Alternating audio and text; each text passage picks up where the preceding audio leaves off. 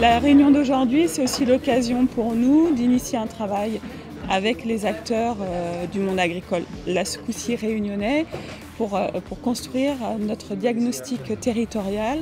On va utiliser aussi le bilan Ecophyto 2+, qu'on a fait la semaine dernière avec les acteurs. Et l'ensemble de ces éléments fait qu'on va pouvoir présenter ce diagnostic qui va être un prérequis à la construction du plan d'action territorial d'Ecophyto 2030 qui doit sortir d'ici la fin 2025 en répondant au planning dicté par le ministère.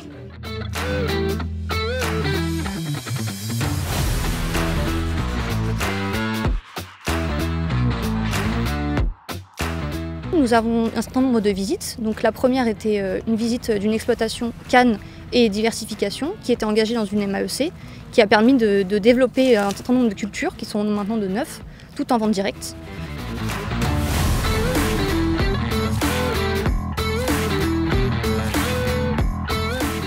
Une deuxième exploitation canne, exclusivement canne, qui faisait partie d'un groupe de 20 agriculteurs dans lequel un technicien de la Chambre avait développé une méthode de paillage qui a permis de réduire de 50% l'utilisation du désherbage chimique. Sur les zones paillées qui représentent 60% lorsqu'on coupe sur 5 rangs ou 70% lorsqu'on coupe sur 7 rangs, ça c'est le choix de l'agriculteur.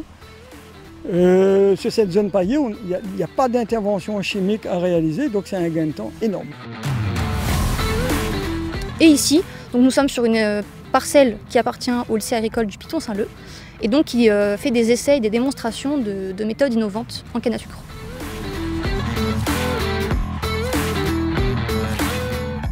Les séminaires Ecophyto, les séminaires défis de manière générale sont toujours des rendez-vous structurants qui permettent de renforcer le réseau, de redonner un peu ce sentiment d'appartenance à chacun et de se rappeler qu'on travaille tous sur une même dynamique, là, à savoir sur Ecophyto et donc la réduction des produits phyto. C'est toujours positif. Moi, c'est la 3e fois que je participe à ce groupement de travail d'Om-Tom et chaque fois, j'apprends toujours.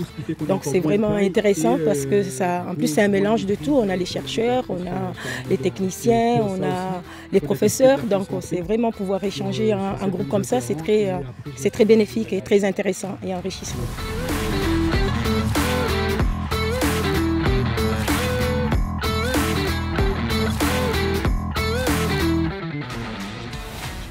Voilà, on a fait un petit atelier là, c'était super intéressant. Donc il y avait la pédagogie active. Moi, je n'ai pas participé à cet atelier, mais on a vu la restitution.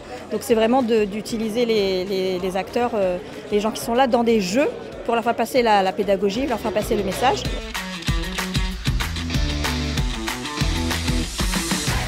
Et moi, j'ai plutôt assisté à la partie scénette.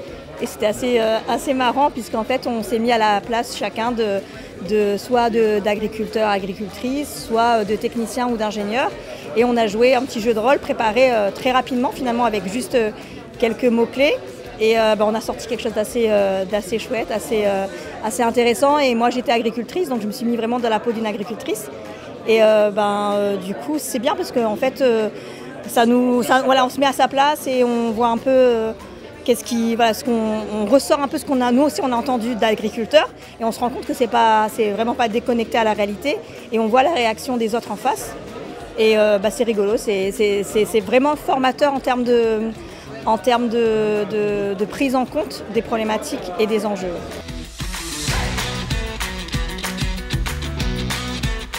Pour les gens qui vont écouter la scénette, l'enjeu c'est qu'on va leur faire passer des messages clés mais par l'humour. Par une situation un petit peu déconnectée par le jeu, au lieu de leur montrer un PowerPoint ou un poster, et en fait les messages clés vont rester finalement. Ils vont dire il faut faire une analyse de sol, il faut que j'aille réévaluer la part d'engrais minéral, d'engrais organique. Donc les petits mots-clés un peu techniques, ça va leur parler et les messages en fait en sortie de ça, ils vont avoir quelques messages clés. Et je pense que c'est vraiment un très bon outil. C'est Arcane qui a commencé à l'utiliser là-dedans. Et donc je pense que c'est des choses qu'on pourra tous un peu chacun essayer d'utiliser dans nos parcelles, bouts de champ, etc.